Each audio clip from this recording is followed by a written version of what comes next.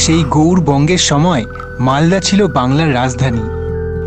মৌর্য, গুপ্ত, সেন বংশ, ব্রিটিশদের শাসন, মুসলিম শাসকদের কত ইতিহাস জড়িয়ে আছে আজকের এই মালদা শহরে।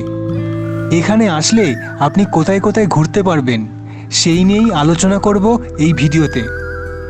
প্রথমে রেখেছি 12 দুয়ারি মসজিদ, যার আরেক নাম 12 সোনা মসজিদ, দি গ্রেট গোল্ডেন মস্ক।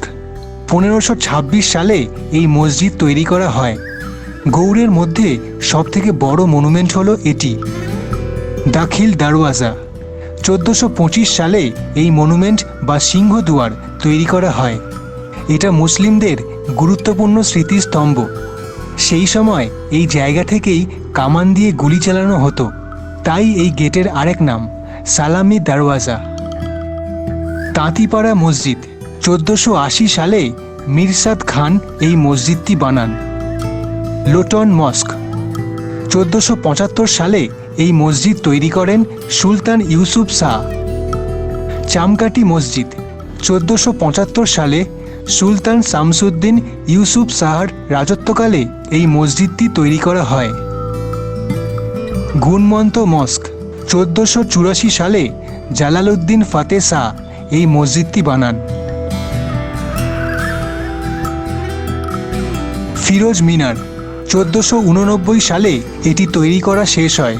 এই টাওয়ারটা তৈরি করার আদেশ দেন সুলতান সাইফুদ্দিন ফিরোজ শাহ।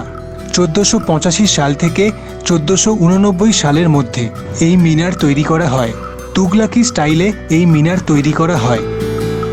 চিকা মসজিদ, এটা 1475 সালের মধ্যে তৈরি করেন সুলতান ইউসুফ শাহ। এটাকে আবার বলা হয় চামকান মসজিদ। এই মসজিদের মধ্যে হিন্দু মন্দিরের স্থাপত্য খুঁজে পাওয়া যায়। লুকোচুরি গেট, যার হিন্দি নাম লাকচিপি দরওয়াজা। 1655 সালে মুঘল সম্রাটের শাহ সুজা এই গেটটি তৈরি করেন।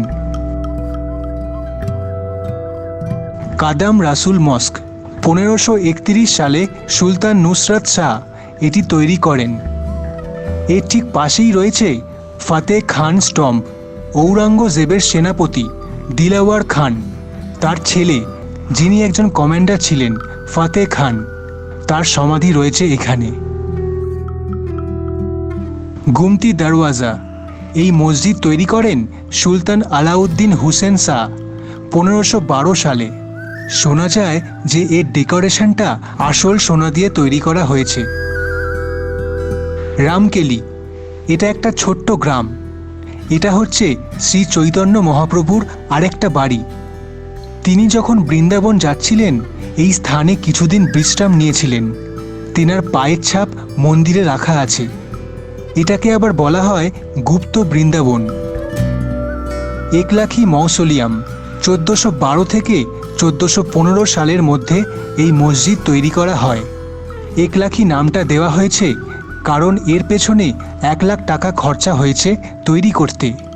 রাজা গণেশ এই মসজিদ তৈরি করেন, যার ছেলে যদু পরবর্তীকালে ইসলাম ধর্মে পরিবর্তন করে। আদিনা ডিয়ার পার্ক, এখানে আপনি চিতল হরিণের দেখা পাবেন আর চারিদিকে ফুলের চাষ, বাগান এইসব। আদিনা মস্ক, বাংলার সুলতানেটের সময়কালে এটি তৈরি করা হয়। 1364 থেকে 1374 সালের মধ্যে এটি তৈরি হয়। বিশাল বড় গঠনের এই মসজিদ শুধুমাত্র মালদায় নয়, ভারতের মধ্যে বিখ্যাত এক মসজিদ আদিনা মসজিদ। এটার আরেক নাম জামি মসজিদ। কুতুব শাহী মসজিদ, যার আরেক নাম সোনা মসজিদ। এটা তৈরি করেন মাকদুম শেখ। মাকদুম শেখের প্রভু নূর কুতুব উল আলম, তাকে সম্মান জানিয়ে 1582 সালে তৈরি করা হয় এই সোনা মসজিদ। মালদা মিউজিয়াম, 1937 সালে মালদা মিউজিয়াম প্রতিষ্ঠিত হয়। এখানে আপনি মালদা জেলার ঐতিহাসিক নিদর্শনের সংগ্রহ খুঁজে পাবেন। জগজীবনপুর, এটা হচ্ছে একটা আর্কিওলজিক্যাল সাইট যেখানে 9 শতাব্দীর কিছু চিহ্ন রয়েছে। মালদা শহর থেকে 40 কিলোমিটার দূরে এই জগজীবনপুর। জহুরা কালীবাড়ি মন্দির, 100 বছরের পুরনো এই মন্দির। শোনা যায় একজন ভক্ত যার নাম হীরারাম তিওয়ারি, তার স্বপ্ন আদেশে এই মন্দির তৈরি করা হয়েছে। রূপ সনাতন মন্দির, একদম পাশেই বাংলাদেশ বর্ডার। এটা রয়েছে মালদার মোরগ্রাম মাধাইপুরে। আপনি চাইলে এখানে মহাপ্রভুর ভোগ খাওয়ার ব্যবস্থাও রয়েছে। 22 গজি ওয়াল, সালটা হচ্ছে 1442 থেকে 1459 সালের মধ্যে এটা তৈরি করা হয়। সেই সময় ছিলেন সুলতান নাসিরউদ্দিন মাহমুদ শাহ। তার রাজত্বকালে তার গৌড় সাম্রাজ্যকে রক্ষা করার জন্য 22 গজের দেওয়াল বানিয়েছিলেন।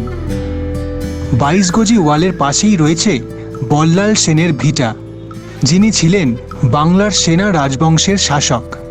তার পাশেই রয়েছে একটা আমবাগান এবং জাহাজ ঘাট, যেটা একটা জেটি ঘাট নদীর পাশে।